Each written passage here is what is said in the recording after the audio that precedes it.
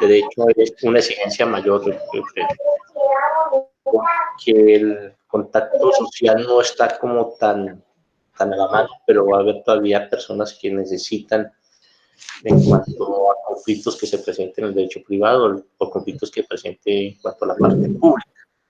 Lo que implicaría era como adaptarse como a ese medio y crear, no sé, apoyarse en las páginas, en la parte de internet, de poder aceptar esto. Y de todas maneras, pues, de acuerdo al decreto que se dio, pues siempre hay una limitación, no cierre de juzgados, hay otros que están trabajando por parte virtual, la fiscalía también lo está haciendo por la parte virtual. Entonces yo creo que sí hay una afectación también, pero también hay una exigencia como a mirar alternativas en cuanto a medios tecnológicos para poder superar mientras se pasan los efectos de esta pandemia. Profe, yo considero que, pues, bueno, el derecho es un instrumento, pues, por ejemplo, para ahorita regular las relaciones sociales, ¿sí? Y demás.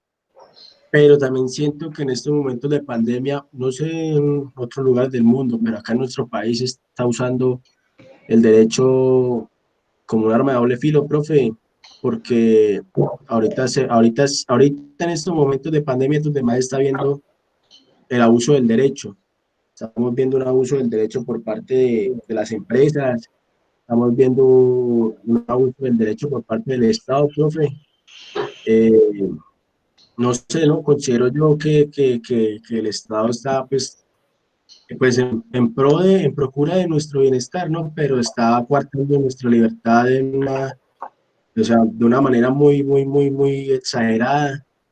Y, y la empresa privada, por ejemplo, también se está extralimitando. Yo entiendo que las empresas están quebrando y las empresas están en una situación más difícil, pero se están aprovechando mucho del empleado, del trabajador propio, lo están explotando mucho.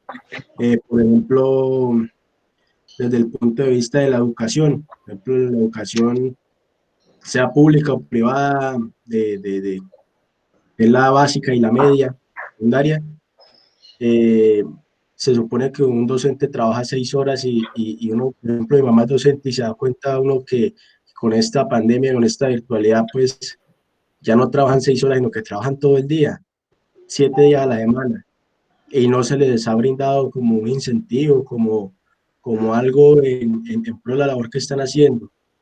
Muchos despidos justificados, no sé, porque es lo que yo he visto hasta el momento. Bien, Ever, ¿quién más tiene de pronto un comentario con respecto a eso, al derecho y la pandemia, digámoslo así? Margie o María Camila. Pues yo pienso que ahorita es donde nos estamos dando cuenta cómo realmente es que hemos venido, pues aparte de que lo que mis compañeros han dicho, de que el derecho regula relaciones interpersonales y cómo esto se establece para que haya una mejoría de tanto para proteger los derechos de las personas como también para generar métodos de empleo, para que eso no, para sustentar una cosa que no se vaya a caer y colapsar pues tan abruptamente en cuestiones económicas. Pero yo creo que ahorita, si tú miras el panorama, te das cuenta cómo es que realmente el gobierno funciona, a quienes es que está apoyando, a quienes no, a quienes están dejando a un lado, a quien les está brindando más respaldo y cómo se están aprovechando de la clase obrera, de que el ciudadano de a pie es el que más lleva el bulto, porque pues si no mal económicamente puede estar o encontrarse en este momento, también puede estar expuesto a que se contagie y su familia también.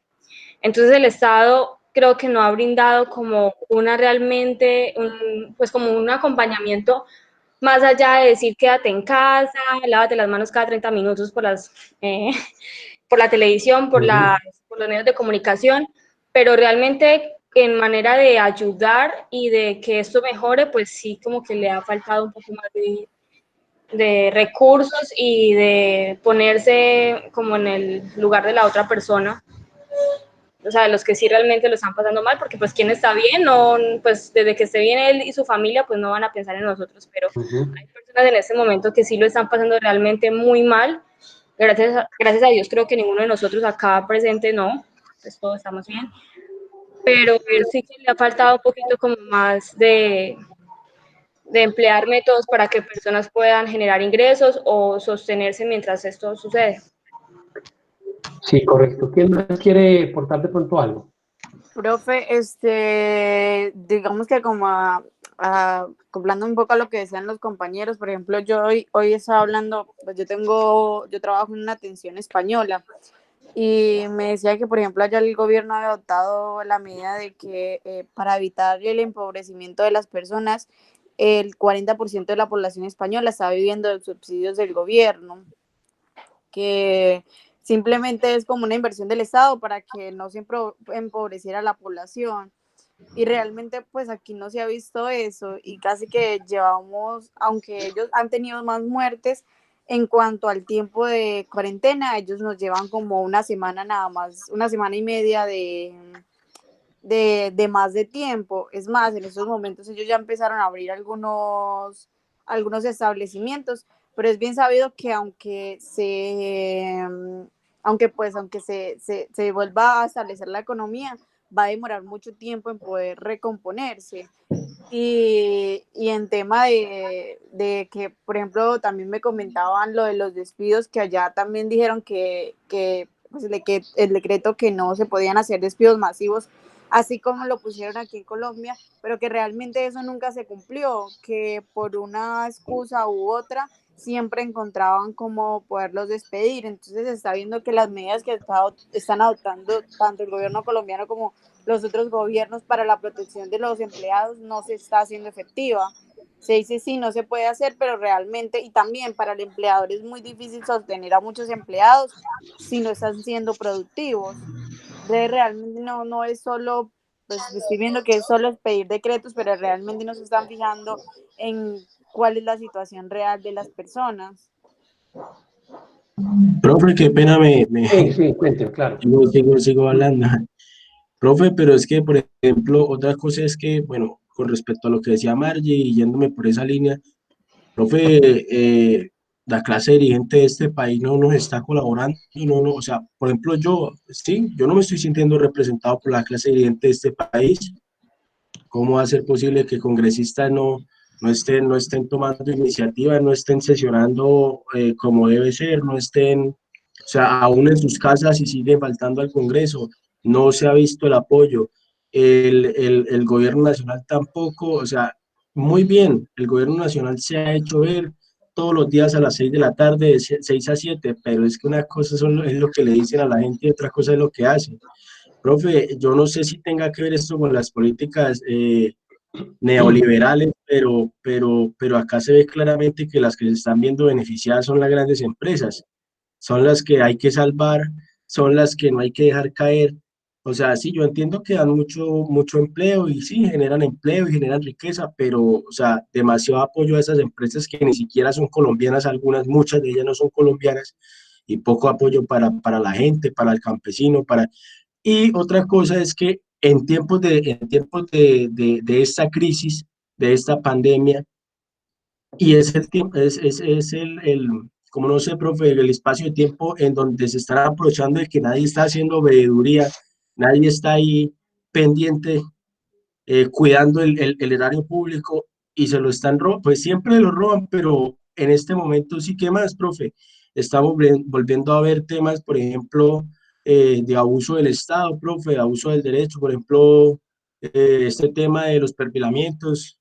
Esto es prácticamente volver a un estado de sitio, profe, donde todo el mundo es escuchado, donde, como dice el libro 1982 de George Orwell, bueno, espera, no sé mucho inglés, pero profe, el Estado está siendo como el gran hermano, como el tercer ojo, profe, estamos siendo prácticamente, muchos periodistas y políticos en estos momentos de crisis están siendo vigilados.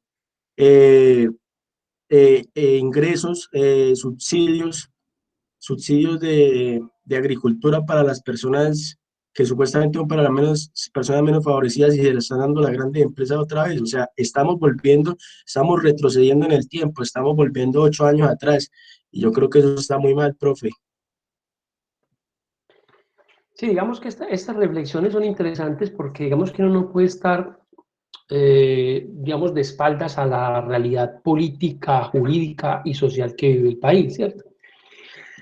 Este tipo de conflictos pues develan muchas cosas, ¿cierto? Y nos muestran muchas cosas. La primera cosa que vemos es que el derecho no es el gran regulador de la sociedad, ¿cierto? O sea, nosotros nos han dicho que el derecho es el que permite la convivencia pacífica, el que regula, el que integra, que el derecho, digamos, permea todas las esferas de lo público, pero en estos momentos, digamos que se deja al descubierto varias cosas. Y me parece importante, digamos que ahora trabajamos el texto de José Lazo, la mentira y la simulación, pero me parece que hablar de estos asuntos que son, digamos, pues que se salen de la cotidianidad, pero que requieren una reflexión también por parte de quienes estudiamos el derecho, me parece que es importante. Entonces, dediquémonos unos 10 minuticos a este tema que me parece que es vital. Decía que, digamos, que este virus ha dejado, digamos, al descubierto muchas cosas. Lo primero es la desestructuración constitucional. ¿En qué sentido? En que, si ustedes bien recuerdan en sus clases de constitucional, este es un Estado que se encuentra con una tridivisión de poderes. Perdón, es un Estado que adoptó desde la Revolución Francesa la división de poderes. Tres poderes, el poder ejecutivo, el poder legislativo, el poder judicial, y con unos contrapuntos para evitar, digamos, el desbordamiento de uno de los poderes.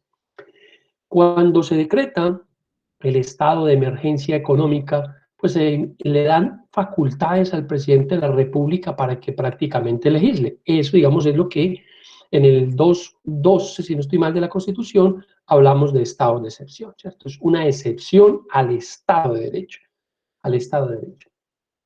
Entonces, claro, lo primero es eso, digamos, es cómo hoy nuestro país se había abocado, por decir algo, lo que decía Eber, es vivir prácticamente sin el legislativo. O sea, en este momento, digamos que el legislativo está tratando de hacer algo vía virtual, no ha podido, se ha prestado para también abusar del derecho por parte del congresista que dirige las mesas de las comisiones, no dando el uso de la palabra. Pero también este tema ha impedido que el derecho avance, ¿cierto?, hacia ciertas cosas, como por decir algo, como bien ustedes lo planteaban, una serie de irregularidades estatales que han quedado al descubierto. No solo, digamos, el tema de las chuzadas, que ya prácticamente se hizo aquí evidente en Colombia y que pareciera ser ya eso es pan de todos los días y que ya un chuzado más, un chuzado menos, no importa, ¿cierto? Pero es todo el tema de la... Claro, es todo el tema de la niñez política, de todo ese tema, digamos, que surgió con el tema de este señor, de apoyo a las campañas que hoy por hoy no han tenido mayores avances desde el tema del derecho. Es también el tema de la regulación de los dineros que el Estado ha estado ejecutando, que el Ejecutivo ha realizado. Recuerden que hay unos fondos, que es el fondo de regalías, donde, digamos, van los dineros que por petróleo y por venta, digamos, de productos que tienen que ver con la explotación energética llegan a una cuenta, pues estos fondos fueron cogidos y fueron entregados a los bancos para que los bancos los prestaran, ¿cierto? Y de esa manera, pues supuestamente entonces que la economía se moviera, cosa que pues al parecer tampoco se dio. El gobierno dispuso coger un dinero que es el que recaudan los municipios y los departamentos, que llaman el FOPEP, que son fondos para una reserva para los pensionados de los entes territoriales. Eso lo recaudan los entes territoriales, pero lo administra la nación. Pues ese dinero fue tomado también ¿para qué? Para invertirlo en esta famosa pandemia, y parece ser que tampoco se le han dado muy buenos manejos a esos recursos. Se hicieron varios préstamos a los organismos internacionales, al BID, al Banco Interamericano de Desarrollo y al Fondo Monetario para el tema de la pandemia. Se ha echado mano de todos los recursos que hay en menos de un mes. Ya digamos que el Estado, en pocas palabras, está endeudado porque ha tenido que tomar recursos para poder, digamos, manejar el tema. Pero en tema de eso de los recursos, pues claro, también aparecen parches y cosas como compra de vehículos blindados para congresistas, para esquemas de seguridad del presidente, ampliación de las capacidades del ESMAD, este contrato polémico por 3.700 millones de pesos que entrega la Presidencia de la República y donde al parecer trabajan personas digamos, que participaron de la campaña. Mire que son una serie, digamos, de irregularidades a las cuales el derecho no puede llegar.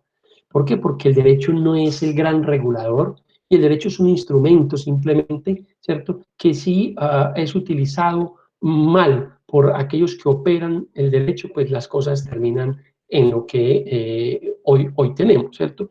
Digamos que es un panorama bastante complicado, pero sobre todo deja ver claramente un modelo clásico o capitalista, ¿cierto?, de turbocapitalismo que llaman, donde el que vale no es el individuo, sino lo que vale es la economía.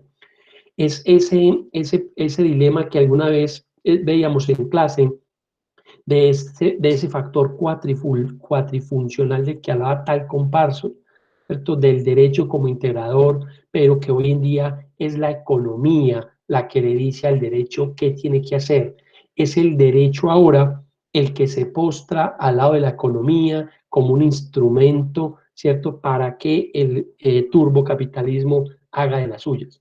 Yo he hecho un seguimiento a varios filósofos y escritores contemporáneos, Solzhenitsyn Zizek, a Chul Han, el norcoreano que escribe La Sociedad del Cansancio. He trabajado un poco, he leído un poco a Michel Houellebecq, he leído a Michel Onfray, que son, digamos, referentes a nivel mundial, filósofos y pensadores contestatarios, y todos auguran un muy mal escenario, donde parece ser que las cosas van a cambiar, sí, pero para peor, donde va a haber un recrudecimiento del capitalismo salvaje a buscar nuevamente posicionarse como siempre lo había estado. Ahora China está planteando ya la posibilidad de trabajar los sábados y los domingos. Ya en Colombia se habla de la posibilidad de recortar los días festivos para poder trabajar esos días festivos y recuperar la economía. Lo que deja ver todo esto, es eso, es que este mundo, ¿cierto? Este mundo está mediado por el capital y el individuo como tal vale muy poco. Eso es lo que podemos observar. El individuo vale muy poco y el derecho, ¿cierto? El derecho empieza a jugar un papel de cenicienta, un papel de lazarillo, un papel de segundón en el manejo de las políticas de un Estado. Es el derecho servil de los intereses económicos. Y ahí es donde, creo yo, hay un gran problema y donde se debe empezar a hacer grandes cambios y grandes transformaciones para que el derecho vuelva a tener ese lugar y ese papel privilegiado en la escena de lo político, de lo jurídico y de lo social en un país como el nuestro.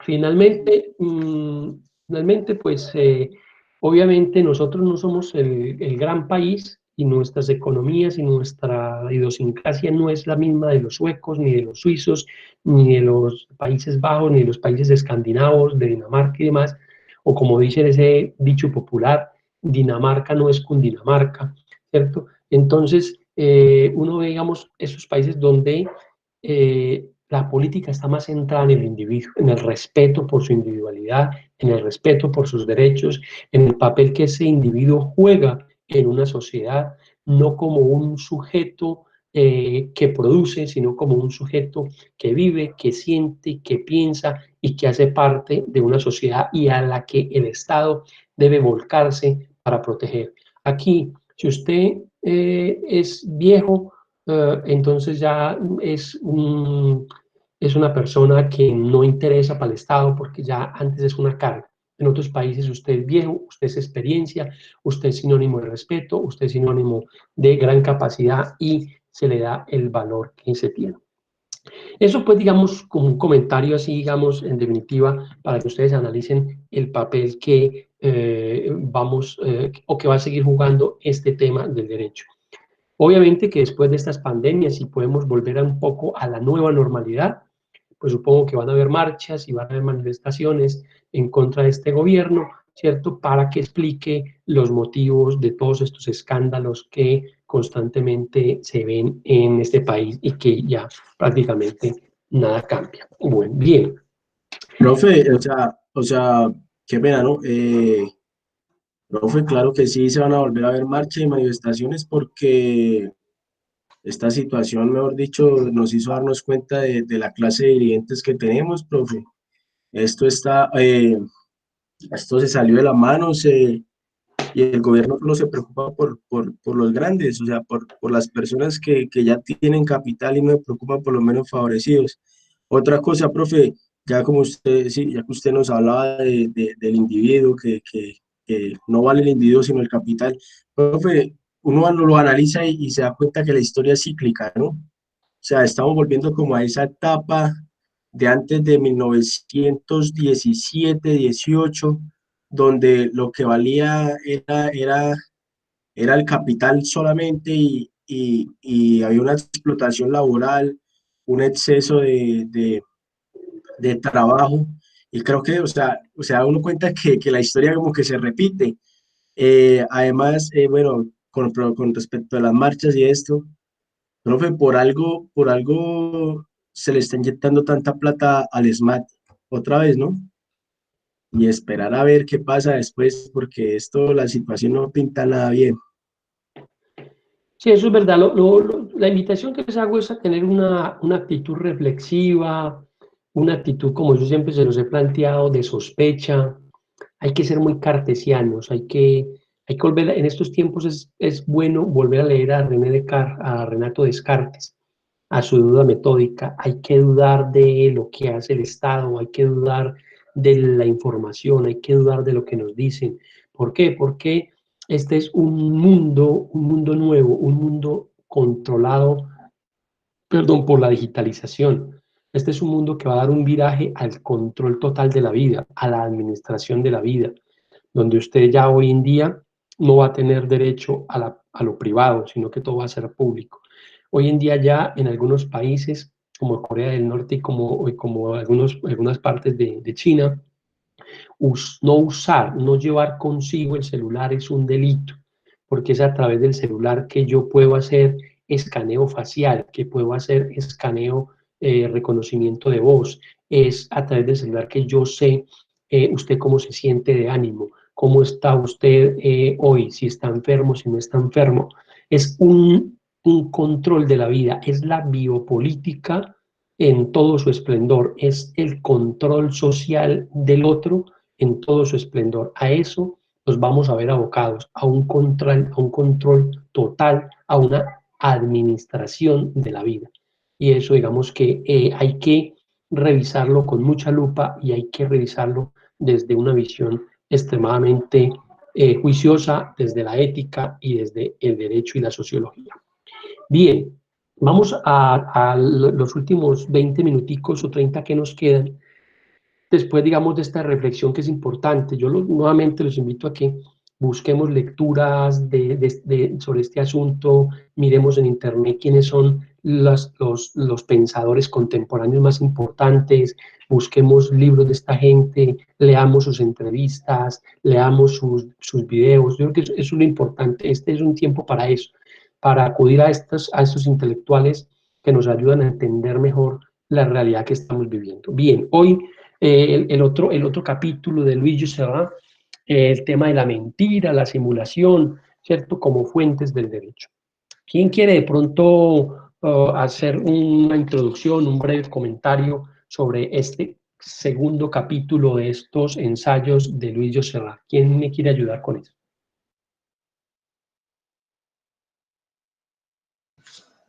Bueno, pues yo diría, o si quiere Alejandro, bueno, yo diría que son temas muy fundamentales, pues, porque lo estamos viendo con las otras materias. Y Louis Jusserand nos remite, antes lo que vimos con Hans, lo estábamos viendo el derecho a Alemania, de una participación romana y una participación francesa.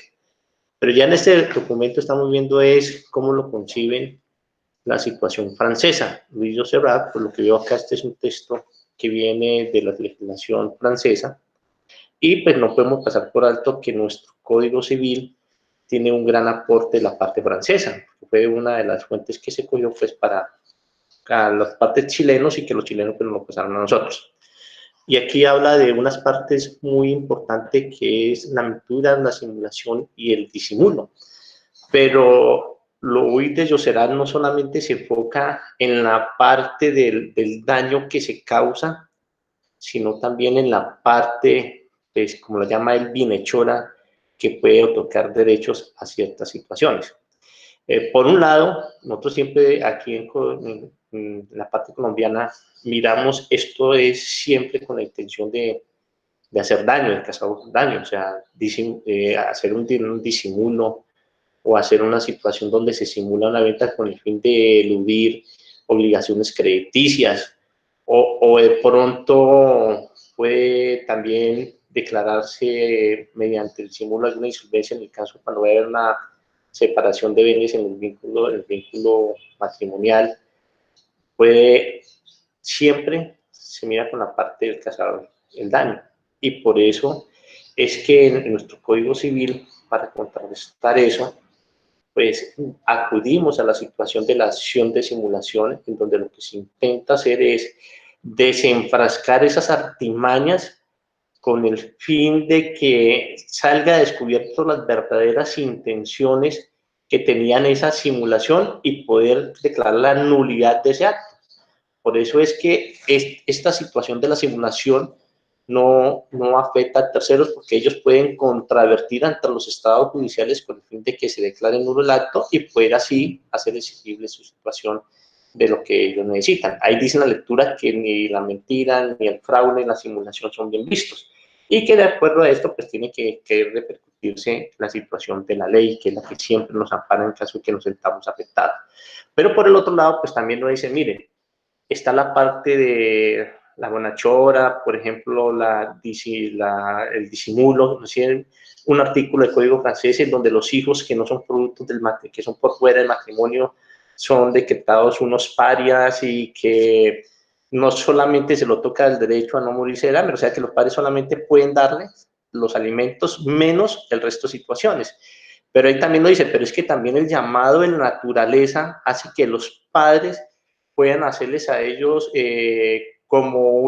pueden tomarla, si estoy mal lo que entendí, también hay una figura que se llama unos hijos donde no tienen familias, donde a estos hijos sí se le puede hacer donaciones y situaciones. Entonces ellos hacen su disimulo de tal manera, pues, que no confiar un ambiente que ese hijo es un hijo que es producto de la ilegalidad, sino que es un hijo que no tiene familia a la cual se le pueda otorgar la situación de la donación. Y luego nos remite a las bondades que viene a la parte de la simulación. Y nos salen los estados judiciales, cuando se presentan franceses, cuando se presenta una donación, tienen que acudir ante los tribunales con el fin de hacer esta donación y lógicamente ahí se va a desprender unos impuestos. Entonces, cuando pasa esto, los franceses entonces acuden a otra figura, hacen simplemente es un contrato de compraventa donde ellos vendieron un comprador y con esto ellos evitan de irse a los tribunales para hacer una donación y más bien lo aparentan para hacer una simulación. Entonces, ahí dice, ahí también está entregando el derecho. Y entonces al final, me causó mucha curiosidad y me fui al final y entonces él decía, ¿cómo es que diferencia el juez? Porque el juez se tiene que hacer víctima también de la situación de las simulaciones, donde se tiene que simularse totalmente lo que se está haciendo, pero esto solamente se da en ciertas circunstancias. Cuando las leyes, cuando una sociedad, no dice, es cuando una sociedad exige ante una ley que tiene que hacerse su transformación de acuerdo a las exigencias del momento y no se ha hecho. Entonces, también hay también como que deriva entre lo bueno y lo malo en cuando el juez se determina en arreglar la falta y las fallas que se ha pasado y cuando un juez pues también de acuerdo a la simulación se afecta, se hace afectado por ello pero no lo puede exteriorizar, simplemente la simulación fluye tal cual como se viene haciendo, pero bajo estas circunstancias pues, es permitido. Este es algo muy importante que se ve en nuestra situación actual y que yo estoy muy seguro que se va a ver siempre vamos a estarnos siempre metidos en ese caso donde se va a ver la afectación por la parte de la mentira, la disimulación y la simulación. Eso es, pues, lo mío, profesor. Bien, Fernando, muchas gracias, muy bien. ¿Quién quiere hacer algún comentario así general sobre este texto? ¿Qué tipo de análisis encontraron? ¿Qué tipo de análisis hacen sobre este capítulo 2 de los ensayos de José Ara? Pues, profe, yo creo que Luis nos dio una síntesis de lo más importante que trataba el documento. Es un documento que en realidad es muy aplicable debido a que diariamente en los negocios jurídicos nos vamos a encontrar con actos de simulación, actos que pueden afectar en la credibilidad del negocio o en la verdadera voluntad, no en la voluntad que se va a demostrar, sino en la voluntad real, que es la intención que tienen las partes en el contrato. Esto lo podemos ver muy de buena forma, podemos decirlo, en este semestre, en una materia que es teoría del negocio jurídico y las obligaciones. Es en la parte en que más podemos verlo como referenciado, y pues en parte tiene mucha razón el autor, ya que nos dice que no tiene efectos contra terceros, pero sí a favor de terceros. Y en este sentido es donde él dice que otorga derechos y que la simulación puede ser fuente de derechos también. Esa es como mi participación, profe. Bien, Camilo, ¿quién más quiere? También entender que en este caso de la simulación y relacionándolo con la materia que nosotros estamos viendo, que es obligaciones, hay que destacar que esta simulación, cuando es probada, cuando es sí, demostrada por las partes, da lugar a una rescisión del contrato, ¿cierto? Yo pienso que lo que dice, lo que dijo Luis, pues está muy concreto. Pues también entender, como lo dice el autor en el texto, que la simulación es el triunfo de la inercia. O sea, la simulación es una mentira que se repite tanto, o sea, es una mentira que utilizamos y hacemos que las demás personas crean que es verdad cuando no es así. Esto para perseguir algún fin o algo que va en contra, pues, de derecho, ¿no? Profe, no sé qué más decir. Qué pena. No, está bien, está bien. ¿Alguien más, Margie o María Camila? No, profe, pues la verdad es que estoy de acuerdo con mis compañeros, pero pues según el derecho positivo de Kelsen encontré que la simulación era como una especie de manifestación de voluntad directa y que se estaba encaminada a efectuar negocios jurídicos mediante una figura solamente como declarativa y que hace como aparecer un negocio, o sea, simula algo que realmente no lo es, con el fin de generar engaño, como pues ya lo hemos dicho, pues hemos dicho que la simulación pues se clasifica en simulación absoluta y relativa, que va aplicado hoy en día a lo que estamos viendo en nuestra materia de obligaciones. Y en cuanto a la simulación absoluta, el acto aparentado es inexistente. Y en la simulación relativa sí existe un acto propiamente dicho, y su naturaleza es la dimensión donde se encarga de valorar, o sea, hacer como una especie de reflejo legal donde podría encontrarse cuál es el negocio que estaban ocultando y pues cuál es la verdadera justificación de este. Esa es mi participación. Bien, no, muy bien. Este texto de Joshua arranca con una expresión que es bien simpática y particular, que me parece que es importante que la revisemos. Dice él: siempre fue el derecho la ciencia de lo bueno y de lo justo. Ars boni et qui. Siempre procuró enseñar a los hombres a vivir honestamente. ¿Ustedes qué piensan de esa expresión con la que arranca este texto de Joshua, ¿sí? Del honest viva, vivir honestamente? ¿El derecho es un referente para eso o qué creen ustedes?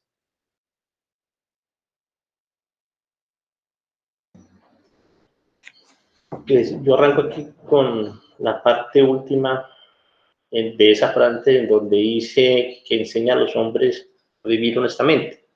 O sea, el derecho no está para orientarlo a la parte deshonesta, entonces la parte de la simulación, el disimulo, el engaño, sino es la parte donde permite vivir en sociedad, en una sociedad moralmente sana, de buenos principios. Pero también, pues ella también es la encargada también de mirar lo bueno y lo malo y se repercute en la parte de la justicia. Y cuando nos remitimos a ellos, entre lo bueno y lo malo, entonces también hay que ver entre aquellas normas de convivencia social en donde nos está llevando a que se concluyan actitudes, comportamientos dentro de lo más viable posible, y no pues tendiente pues a realizar algún tiempo del daño. Yo creo que lo más importante de esta frase, pues fuera de todo lo que he dicho, es que la regla general está en la situación de vivir honestamente, la moralidad en la sociedad.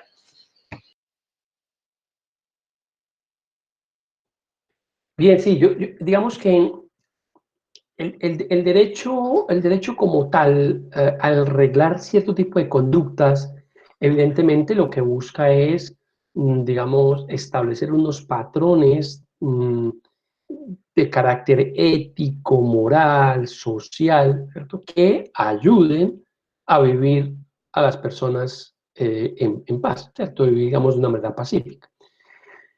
O mejor, ese ha sido la función que le han otorgado al derecho, claro. Pero sin embargo, a pesar de que el derecho, ¿cierto?, tiene ese tipo de estructura, que es un poco la estructura que Hans Kelsen le aportaba al tema del derecho. Recuerden que, perdón, Hans Kelsen hablaba de una norma que era un sistema vacío, que era digamos, era una estructura vacía, la cual se llenaba, ¿cierto?, con todas esas premisas, con todos esos valores sociales. Un poco lo que veíamos del abuso del derecho y la relatividad del derecho. Digamos que las normas son un constructo social. De ahí que fue muy criticado porque cuando vino el tema de la Alemania nazi, pues decía entonces que esa premisa defendía en cierta manera el hecho de los abusos que se cometieron en el régimen nazi, aduciendo de que pues si la norma era vacía, se llenaba con unos contenidos, pues todo este régimen nazi, ¿cierto?, era legal y por lo tanto todos aquellos que participaron de ese genocidio estaban actuando bajo la ley. De hecho, esos fueron los elementos que se tuvieron en cuenta tanto en los juicios de Nuremberg como en los juicios de Tokio, cuando se llevó a Goering y a toda esta cúpula del Reich a llevarlos a este juicio, porque ahí había un tema de decir, bueno, ¿cómo hacemos para juzgar a estos individuos? Primero con una norma de esa época, o si traemos a la época actual, o si esto es legal o no. Y ahí había unas tesis de Radbush y demás. En definitiva, lo que se decía, ¿cierto? En parte era, ya te doy la palabra, lo que se decía era, o mejor, los alegatos a favor de los abogados de los del Reich, nosotros estábamos simplemente aplicando la ley, ¿cierto? Si en Estados Unidos entonces hay pena de muerte, pues aquel que aplica la lesión letal o aquel que pone la energía a la silla eléctrica, pues no lo podríamos sancionar. ¿Por qué? Porque está actuando dentro de un marco jurídico. El problema radica, para entender lo bueno o lo justo en el derecho, es que la norma como tal no podría ser analizada desde la justeza o no. Digamos que uno decir, esta norma es justa o no es justa, pues nos lleva a un plano muy difícil de analizar, ¿cierto? Porque desde la perspectiva individual o social de una comunidad, podríamos decir, esta norma es justa, ¿cierto? o esta norma no es para nada justa. Ejemplo, ¿la pena de muerte será una norma justa? Mira, pues hombre, para mí no. Entonces, el individuo tiene derecho a recapacitar, a reintegrarse a la sociedad, X o Y. O es como cuando, si me preguntan sobre la cadena perpetua para violadores, yo diría, hombre, yo no estoy de acuerdo, es una cosa que llevaría a un individuo toda la vida a pagar una condena por un error que pudo haber cometido en un momento determinado y que lo que hay que buscar es cómo rehabilitarlo, más no llevarlo a una prisión. Entonces, mire que el concepto de lo bueno y lo malo, de lo justo, de lo honesto, ¿cierto? Es también relativo. Como el derecho es relativo, estas bases axiológicas que tiene el derecho también se relativizan. Y cuando se relativizan esas máximas que no son universales, pues ahí entramos en conflicto, ¿sí? El hecho de que en una comunidad africana se pueda tener la poligamia, se puedan tener varias mujeres, dependiendo de la capacidad económica, pues para esa comunidad es una conducta y un tema bueno. Es bueno que a quien tiene dinero se le permita tener varias mujeres, pero si lo miramos desde nuestra óptica occidental, pues eso no está bien, porque lo que estamos es cosificando la mujer y entonces el hombre sigue siendo el macho dominante, que si tiene dinero puede entonces tener 4 o 5 mujeres. Bien. Ever, ¿quería decir algo? No, profe, usted lo dijo ya sobre los juicios de Nuremberg, el abuso, pues el abuso no, ellos actuaron en derecho, pues ese era el argumento que tenían, que habían actuado en derecho, pero pues Sí, ya era eso nomás. perfecto. Yo los invito a que por ahí, no sé, si eso está en internet, de pronto en YouTube, una tardecita de estas que tengan un espacio, miren esos juicios de Nuremberg. Algunos dicen que eso fue una farsa, que pues ahí no hubo nada, que fue más una cosa política. A quien se quería juzgar realmente era a Ehring, y finalmente se buscaba que no se fuera a suicidar, y él hacía ya un acto, digamos, desleal para la legislación, que fue, digamos, comprar un guardia con un reloj, y finalmente terminó suicidándose, y pues no hubo sanción de nada. Entonces, digamos que aquí se dice que los juicios de Nuremberg pues, hacen más parte de la teatralidad misma de todo este espectáculo que es el derecho que otra cosa. Pero al punto que queríamos era entonces llegar, ya para ir cerrando, digamos, este tema. Este es un capítulo, sí, interesante de Joshua, que viene, digamos, atado un poco al capítulo primero, ¿cierto? Al tema de la relatividad y el abuso del derecho. Se supone entonces que el derecho lo que plantea es que haya que es una ciencia de lo bueno y lo justo. Pero ahí más que la ciencia de lo bueno y lo justo es el tema del principio que rige en las relaciones del derecho privado y las públicas también, es el principio de la buena fe. Yo actúo, ¿cierto?, con mi voluntad de buena fe, esperando que el otro actúe de igual manera. Pero en este caso, efectivamente, la simulación y el engaño terminan siendo fuente de derecho. ¿Cómo no? En Colombia también tenemos la figura de la simulación, y uno lo ve, digamos, en el tema de las obligaciones, y es que aquellos actos jurídicos, ¿cierto?, que se muestran como verdaderos, pero que por debajo llevan implícita otra dinámica negocial. Ejemplo, ¿cierto? El padre, ¿sí?, que tiene una casa, pero le debe a X persona cierto dinero. Entonces simula venderle a su hijo la casa, creando una simulación del derecho, con la única finalidad, ¿cierto?, de no pagarle a ese otro acreedor que tiene como garantía esa casa, ¿cierto? Entonces se simula la venta al hijo para defraudar los intereses del acreedor. Ese tipo de actos, como bien lo decía, creo que era Camila, ¿cierto? Y para defraudar al acreedor, perdón, para defraudar al acreedor. Entonces, esos actos, ¿cierto? Esos actos en Colombia de simulación, pues están las simulaciones absolutas y las simulaciones relativas. Evidentemente, la simulación absoluta es aquella donde el contrato finalmente fue totalmente simulado y casi que en la doctrina nunca nació a la vida jurídica, ¿cierto? Sin embargo, el relativo es cuando se simula uno de los elementos propios de esa relación negocial, de ese contrato, ejemplo, el precio. ¿Sí?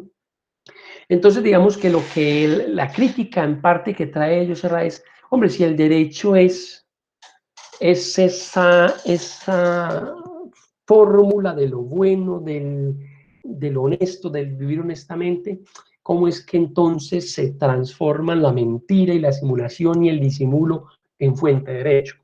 Claro, porque digamos que es un poco también el tema del abuso del derecho. Entonces, la simulación digamos que tiene este capítulo muy interesante para cuando vean bien la simulación o amplíen el tema del concepto de la simulación. ¿Cierto? Que en obligaciones lo van a ver o lo están viendo, y es esas formas de simulación. O la simulación que hacen en una sociedad conyugal, ¿cierto? El marido o la mujer o uno de los cónyuges, ¿sí? Que de manera ficticia crean un negocio con el ánimo de defraudar la sociedad conyugal, de sacar bienes de esa sociedad en ventas simuladas para que no pueda al final repartirse los gananciales entre los extremos del negocio de la sociedad. ¿Sí? Y así sucesivamente hay muchas más, digamos, ejemplos de lo que es la simulación. Entonces, digamos que ese es en parte un poco lo que trabaja José Ra. Él habla un poco también del tema de la simulación y el principio de la buena fe, hace un poco de relación al tema del matrimonio putativo y los efectos civiles de esos matrimonios en buena fe, el tema, digamos, también de la patria potestad y de cómo entonces allí también se pueden simular cierto tipo de actos.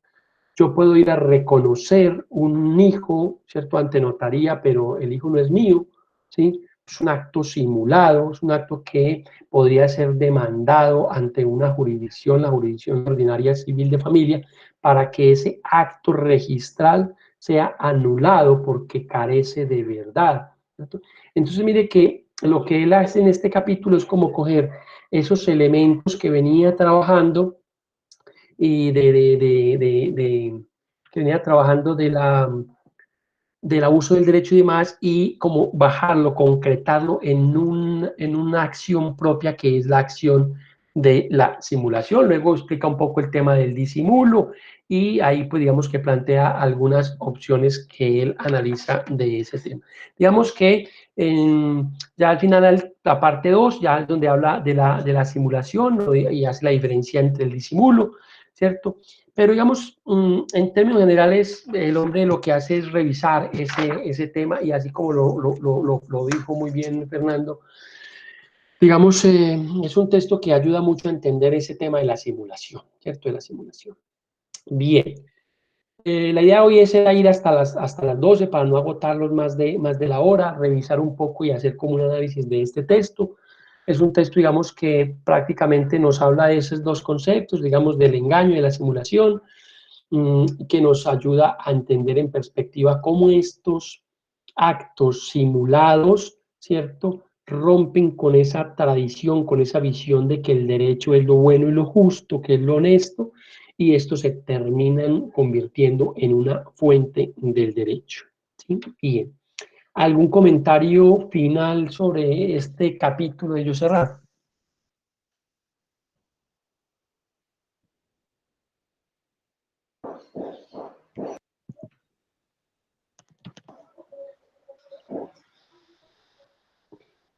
Digamos que el texto pues tiene su claridad, no es un texto, digamos, que traiga mucha discusión, como les digo, es un poco más enfocado hacia ese tema propio de la simulación y de cómo la simulación entonces sirve para generar derecho y para, digamos, tratar de torcerle un poco el cuello también a la norma jurídica.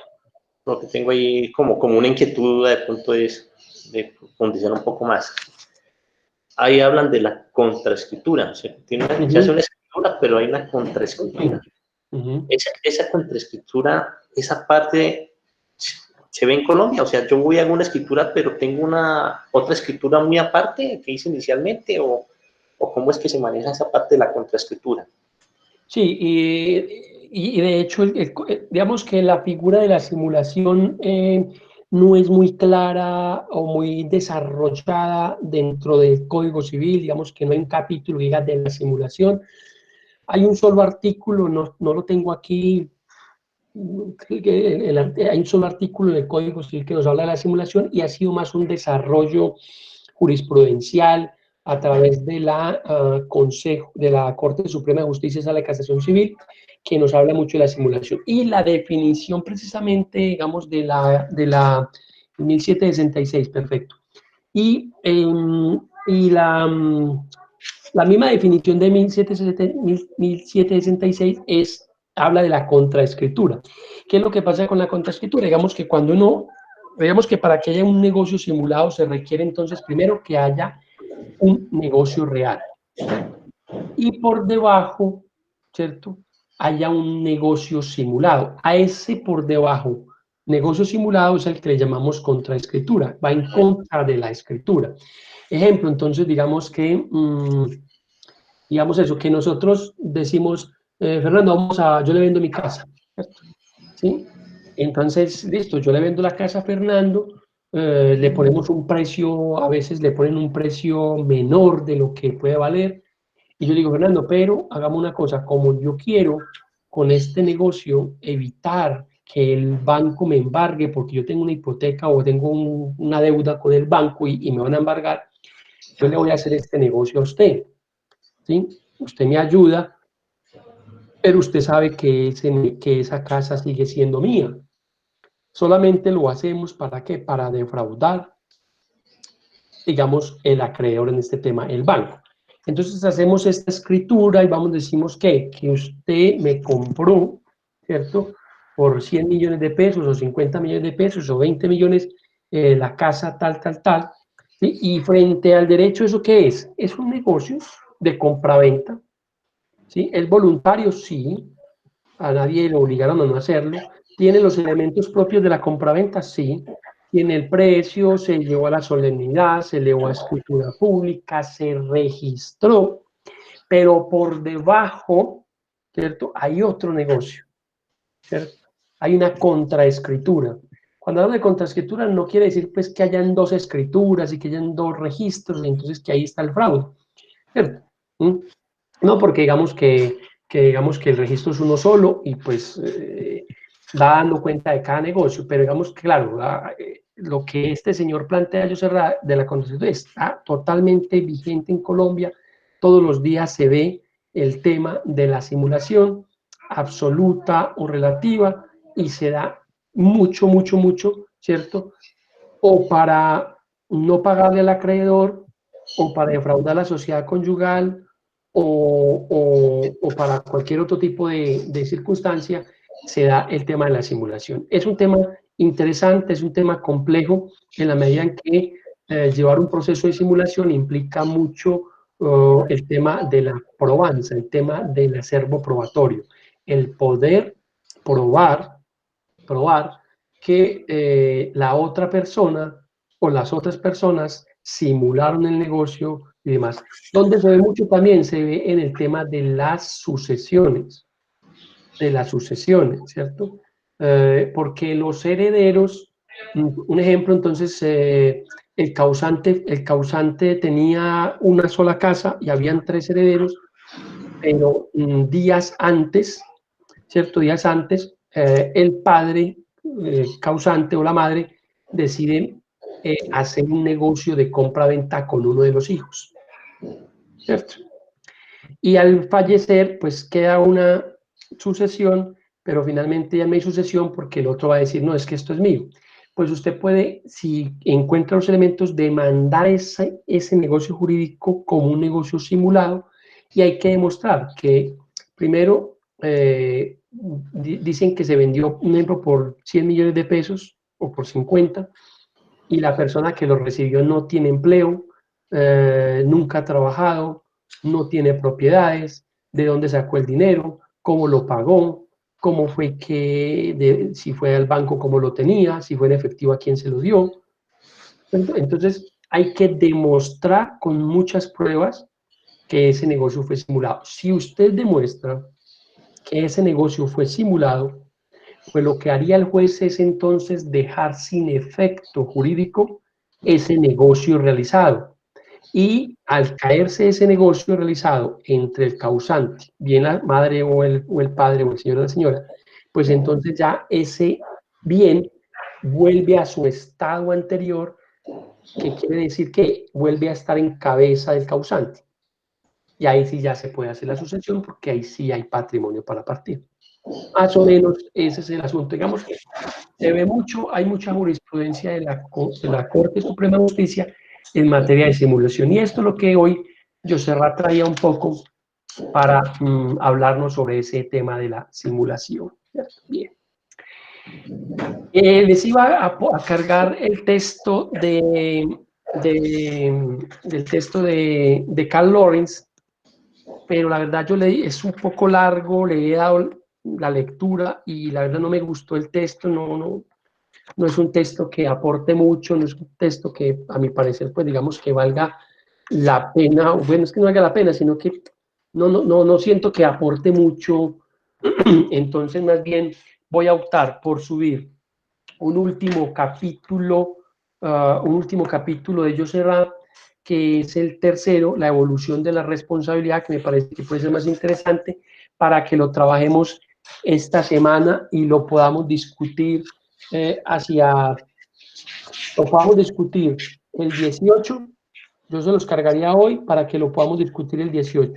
Y le damos más plazo para que hagan la idrisca hacia el 20 o el 21 máximo. ¿Por qué? Porque el 18, entre el 18 y el 22, debo cargar el último 35%, el segundo corte, pues, ¿cierto?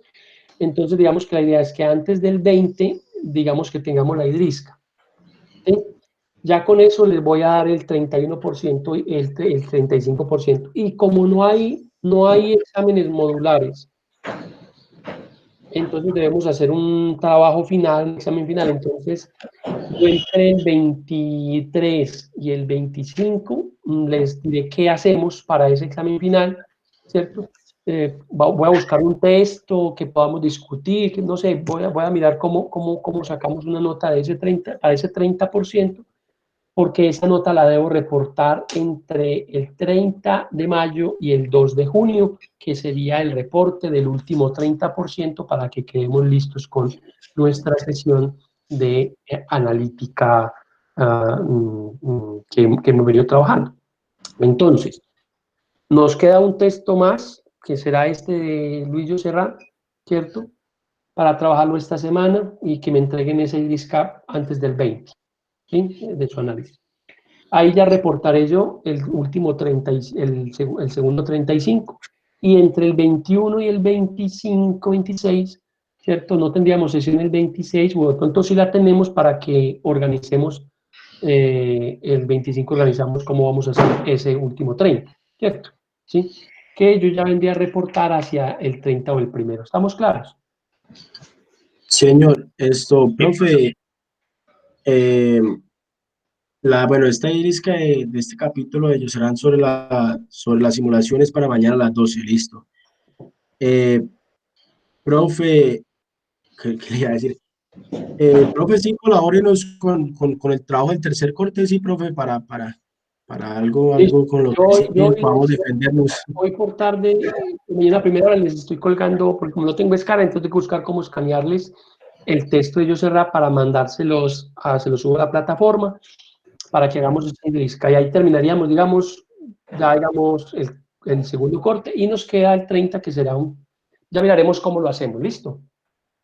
Ya miraremos cómo lo hacemos. Listo, profe. Profe, una pregunta. En las idriscas pues, que hemos entregado, nos ha quedado pendiente el punto de la aplicación, ¿verdad?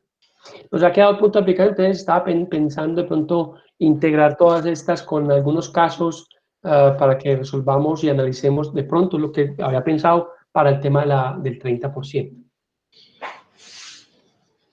Pero no importa, que digamos que lo de la aplicación no importa, digamos, queda pendiente, pero digamos que pues no, pues para el tema de la evaluación, para el tema de la nota y eso no se preocupen por eso.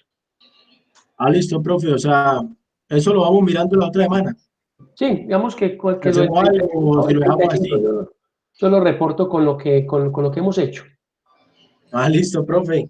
Listo, las chicas que no han enviado la irisca y eso, pues pongámonos a la tarea de estar al día para que no pierdan por no enviar los trabajos, que no es la idea. ¿Listo? Para que no pierdan uno como yo. Ujú. Profe, Listo. muchas gracias. Así quedamos entonces y que tengan entonces una buena semana. Cualquier duda entonces me escriben a la plataforma o de cualquier manera me contactan. ¿Listo? Eso mismo más. Listo, Listo, profe, muchas profe, hasta gracias. luego. Muchas gracias a Hasta luego. ustedes. Buen día. La idrisca sobre simulación quedó para mañana, ¿verdad, profe? Sí, está para mañana. Sí. Listo. Vale, profe. Hasta luego. Vale, muy bien.